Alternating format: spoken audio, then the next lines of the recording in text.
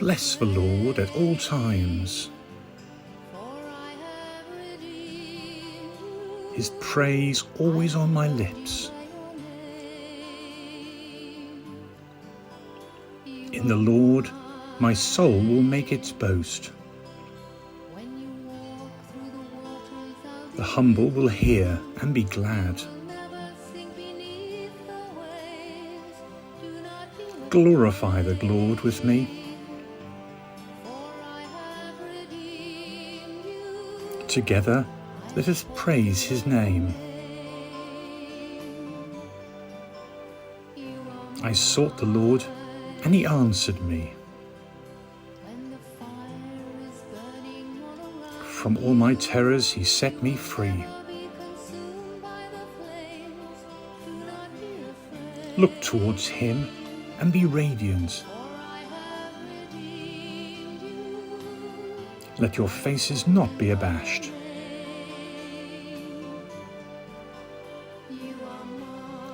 This poor man called, and the Lord heard him and rescued him from all his distress. The angel of the Lord is encamped around those who revere him. He is there to rescue them. Taste and see that the Lord is good. He is happy who seeks refuge in him.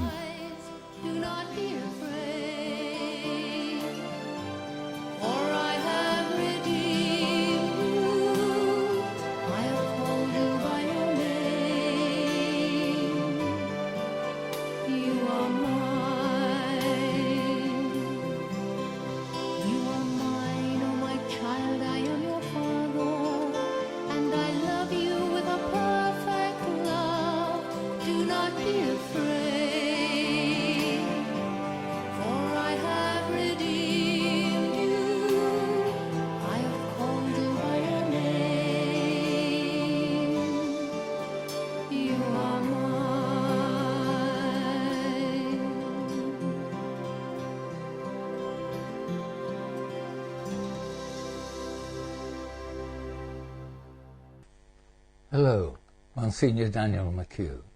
My reflection for the 12th week of the year and the solemnity of St. Peter and St. Paul. The Lord is on my side, a mighty hero. If you doubt that evil, the devil, is alive and active, you need only reflect on the news brought to us by the media this week of people paying to see animals being abused and tortured, and this being live streamed for the pleasure of those who were ready to pay for it. The case making the headlines was the torturing of monkeys. I suppose I shouldn't be shocked, given the evil that is being done to human beings in different parts of the world, and that sometimes touches our lives too.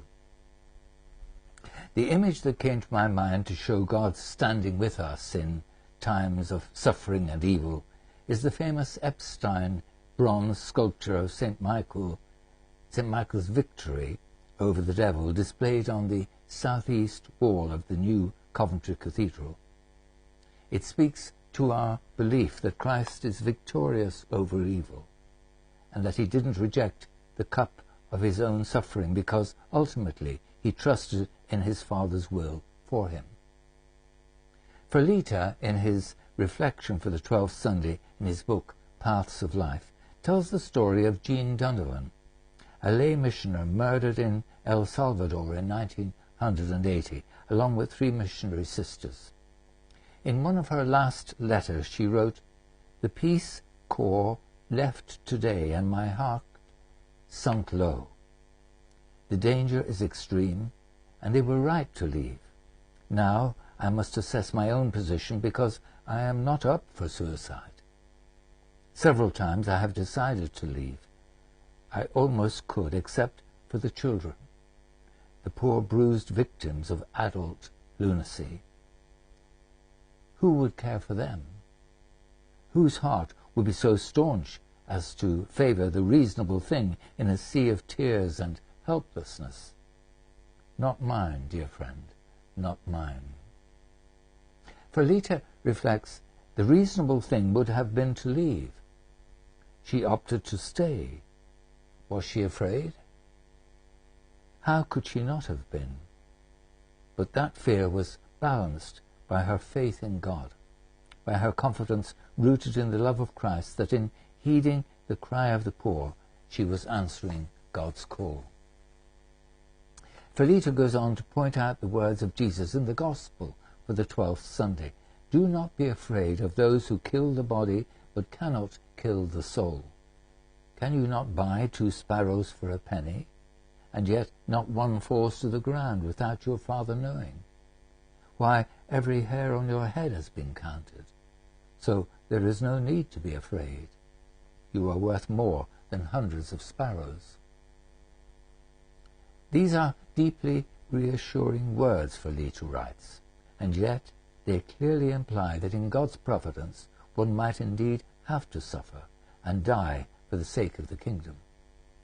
Jesus had to drink the cup to its last bitter drop, and yet, we are told, he was heard. Yes, God answered his prayer by raising him from the dead. In the coming week we celebrate Saints Peter and Paul, the great apostles of the faith in Jesus risen from the dead. In his witness recorded in the Acts of the Apostles, Peter spoke of the angel of the Lord sent to save him from Herod and those who were determined to bring his witness to an end. The psalm for the feast is Psalm 33, with the response, the angel of the Lord rescues those who revere him. St. Paul writes in 2 Timothy, I have fought the good fight to the end. I have seen the race to the finish. I have kept the faith. All there is to come now is the crown of righteousness, reserved for me, which the Lord, the righteous judge, will give to me on that day. And not only to me, but to all those who have longed for his appearing. Looking for suitable pictures to go with our weekly blog, Burning Bush, former parishioners of mine, Damien and Ian, came up with the images of Peter and Paul on a stone sealing the tomb of a young boy, Arcellus. Ian wrote, the slab closed the tomb of a boy named Arcellus, who died before the age of 7 and was buried in the cemetery of Hippolytus on the Via Tiburtina. On the right, the short text of the epigraph is arranged, written in irregular characters in rather inaccurate Latin, as is typical of later inscriptions, those dating from the end of the 4th century. On the left there are the faces of the apostles Peter and Paul with the respective captions, alongside a Christological monogram, combination of Chi and Rho, the first 2 letters of the Greek name Christ. The faces, distinguished by their intense gaze, create 2 simple but very effective portraits, faithful to the canonical features attributed to the 2 saints in the ancient church.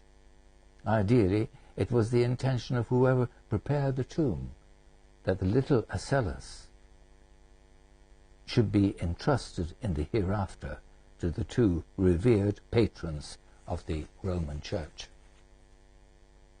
The word angel means God's messenger, a spiritual being, one who assures us of God's presence, as we read in Jeremiah in the first reading of the 12th Sunday, the Lord is at my side, a mighty hero. The saints, and especially Mary, stand with us on his behalf too. This assurance in faith is something that sustains and gives hope, especially to those who suffer injustice. I am thinking of the victims of the Windrush scandal as I write this reflection. The West Indian people are a people of deep faith in Jesus risen, and they are coming to new life in him. Despite the injustice the Windrush generation experienced, they remain a people of joy and faith. I am particularly pleased, as founder of the West Indian Chaplaincy in 1974, to hear that the chaplaincy is organizing a celebration of the Windrush generation in July. Music, song, and poetry will be dominant in their evening in July at St. Francis Handsworth. Our Lady of the Caribbean is their own special angel. When the fear of loneliness is looming, remember I am at your side. Do not be afraid, for I have redeemed you. I have called you by your name. You are mine.